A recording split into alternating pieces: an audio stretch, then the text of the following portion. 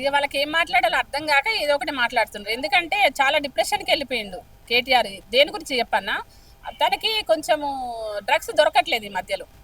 నేను ఒకటే మాట్లాడుతున్నా కేటీఆర్ని, అసలు నీకు ఏమైనా బుద్ధి జ్ఞానం ఉందా అని నేనంట. ఒక తల్లి కడుపులో పుట్టిన నువ్వు, ఒక అమ్మ కడుపులో పుట్టిన నువ్వు, మన తల్లిదండ్రులను మన అక్క చెల్లెలను కూడా నువ్వు ఊహించుకోవాలి మన మన సైజులు ఏందనేది. నువ్వు సైజుల గురించి మాట్లాడే నీకెక్కడిదిరా అయ్యా? నువ్వు ఇంత పొడుగున నువ్వు ఉద్ధరించింది ఏముంది? మున్సిపాలిటీ మినిస్టర్గా ఉండి నువ్వు ఏం చేసినావు అనేసి ఈరోజు మున్సిపల్ ఎలక్షన్లలో నువ్వు తిరుక్కుంటా నీ ఇష్టం వచ్చినట్టు బూతు పురాణం మాట్లాడుకుంటా నేను ఒకటే మాట్లాడుతున్నా.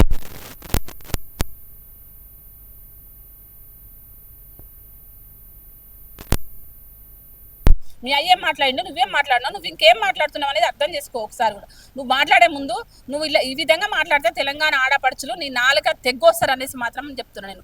ఇంకోసారి నువ్వు రేవంత్ రెడ్డి గారు మా సీఎం గారిని నువ్వేమైనా మాట్లాడుతున్నటువంటి మాటలు నీ నాలుక కోసేస్తారు తెలంగాణ ఆడపడుచులని బాగా గుర్తుపెట్టుకో.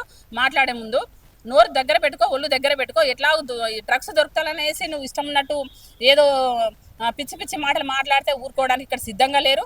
నీకంటే మేము కూడా తెలంగాణ బిడ్డలమే, తెలంగాణ వీరత్వం మాలో ఉంది. నీకంటే ఎక్కువ మాట్లాడగలుగుతాం, ముళ్ళుతోటి ముళ్ళే తీయాలనేసి మేము అనుకుంటున్నాము. ఎందుకంటే మా మంచితనాన్ని ఆసరాగా వేసుకొని మీరు ఇష్టం ఉన్నట్టు మాట్లాడితే ఇక్కడ ఊరుకోవడానికి ఎవ్వరు లేరనేసి నేను మీకు గట్టిగా మీకు హెచ్చరిస్తున్నా. ఈ హెచ్చరికను మాత్రం మీరు దృష్టిలో పెట్టుకోవాలి.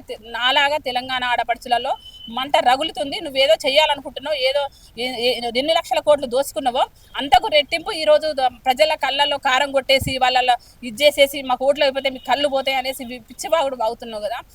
కేటీఆర్ ఒకటే చెప్తున్నా, ఎప్పుడూ కూడా నిజాయితే గెలుస్తుంది. నువ్వు ఏదో మిడిమిడి జ్ఞానంతో లేకపోతే ఎక్కడో అమెరికా సూటు పుట్టేసుకొని తెలంగాణ రాష్ట్రంలో అంటున్నాం. మేము తెలంగాణ గడ్డ మీద పుట్టినాం, తెలంగాణ గడ్డ మీదనే పెరిగినాం, తెలంగాణ మా అన్నం తిన్నాం కాబట్టి మేము అట్లనే మాట్లాడుతున్నాం. నువ్వు మాత్రము ఖచ్చితంగా శిక్ష అనుభవిస్తావు, నీకు దగ్గరలో టైం మూడింది అనేసి నేను చెప్తున్నా.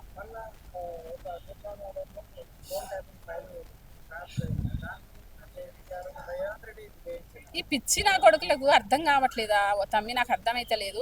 ఇప్పుడు ఫోన్ ట్యాపింగ్ చేసిళ్ళు, కాళేశ్వరం చేసిళ్ళు, ఇన్ని రకాల దోపిడీ చేసిళ్ళు తెలంగాణ రాష్ట్రం లోపల. ఒక అమరవీరులం కాదంటారు మీరు, జాతి కోసము తెలంగాణ కోసము పాటుపడిన పెద్ద పెద్ద ఉద్యమకారులం కాదంటే, విద్యార్థులం కాదంటారు, మహిళలం కాదంటారు, అందరినీ కాదని మీ ఇంటి సొమ్ము మీ ఇంటి సొత్తు మీ బంగారం అయిపోయాయి. మరి ఈ రోజున మాకు ఇప్పుడు ఎఫ్సీఎల్లో మాది కాలిపోతే మీకు నష్టమా మాకు నష్టమా? తెలంగాణ రాష్ట్రానికి కదా నష్టము. మాకు అందులో పోయేది ఏమి లేదు, మా ఏం కేసులు లేవు, మాకు జరిగేది ఏం లేదు, మీకే కదా మాకు కావాల్సుకొని మేమెందుకు రా బాబు? తప్పు పుచ్చట వాళ్ళు ఏదో కావాలని మభ్య పెట్టి మళ్ళీ ఈ ఎలక్షన్ టైంలో మభ్య పెట్టి ఏదో కొత్త రాగం ఎత్తుకుంటున్నారు తప్ప ఆ ఓటుకు నోటుకు సంబంధించిన విషయాలు అందులో ఉండవి. అవి ఏనాడో కోర్టులో సబ్మిట్ అయిపోయినవి. దాని గురించి ఏ రోజే జరిగిపోయింది. ఈ రోజు కావాల్సుకొని మళ్ళీ ఆ ఓటుకు నోటు అనేది ఒక పదాన్ని వాడడానికి మాత్రమే ఇవాళ అది తీసుకున్నాడు. పిచ్చినా కొడుకు కేటీఆర్ అని చెప్తున్నా నేను. ఒక ఇంత పొడుగుండి అయ్యా మర్యాద గౌరవాన్ని నువ్వు ఏమాత్రమన్నా కాపాడుతున్నావా తెలంగాణ రాష్ట్రంలో?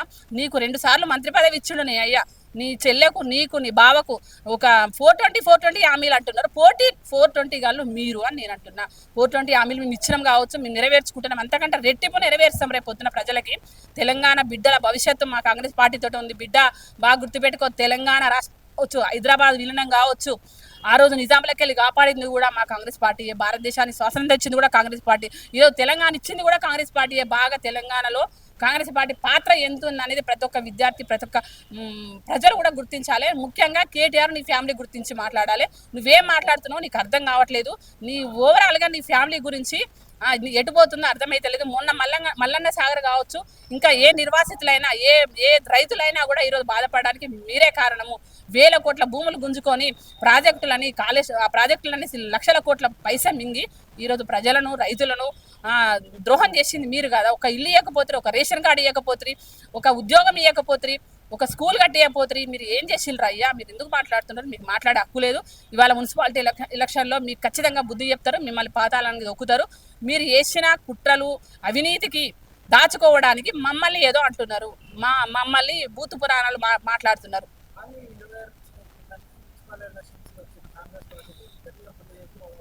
గట్టిగా బుద్ధి ఎవరికి చెప్పాలి? 10 సంవత్సరాలు 9 సంవత్సరాల పరిపాలన చేసినవే నువ్వు నీ అయ్య కలిసి దొంగ దీక్షలు చేసిళ్ళు. అయినా ప్రజలు మిమ్మల్ని మిమ్మల్ని వంచలే, దూరం కొట్టలేదు. సరే అన్నారు, మీకు 2 సార్లు ఛాన్స్ ఇచ్చిళ్ళు. 10 సంవత్సరాలలో 9 సంవత్సరాల 2 సార్లు మీరు అధికారంలోకి వచ్చి మీరు ఏం చేసిల్లో మీరు ఒకసారి ఆలోచించి ప్రజలకు చెప్పండి. మీకు దమ్ముంటే, మీకు దమ్ము ధైర్యం ఉంటే చెప్పులతోడు కొట్టించుకుంటారు కదా. ఈ రోజున ప్రజలు కొడుతున్నారు కదా, మీకు దమ్ము ధైర్యం ఉంటే మీరు ఏం చేసేలో చెప్పండి. మేము చేస్తాము. ఇంకా ఈ 2 సంవత్సరాలు అయిపోయింది, ఇంకా 3 సంవత్సరాల ప్రభుత్వం ఇదే ఉంది.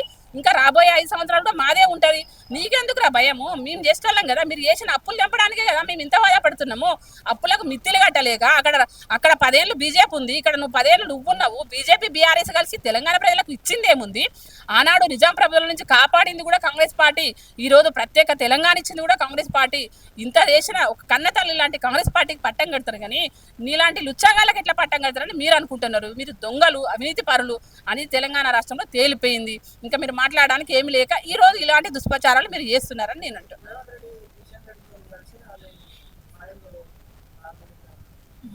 ఒకటి వాళ్ళు సన్నాసోడు కాకపోతే ఏంది, ఇటువంటివైనా అర్థం పర్థం లేని మాటలు ఎట్లా మాట్లాడుతున్నాడు? ఆ ఫైల్ కాలబెడితే మా ప్రభుత్వానికే కదా నష్టం. మేము మా చేతులు మేమెందుకు కాల్చుకుంటాము? మాకేం అవసరం వచ్చింది? మేము 10 ఏళ్ళు పరిపాలన చేయలేదే, మా అన్ని అలా లేవు కదా. మీరు పరిపాలించాలి, మీ ఎందుకు మేము నాశనం చేస్తాము? మిమ్మల్ని దొరకబట్టాలనే రేపు పొద్దున మీకు శిక్షలు వేయాలనే.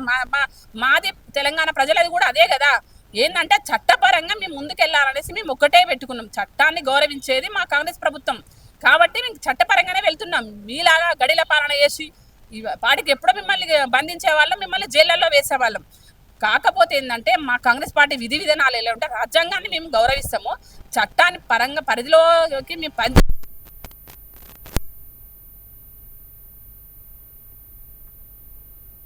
గౌరవించే పద్ధతి అంటే కాంగ్రెస్ పార్టీది అని నేను అంటున్నా.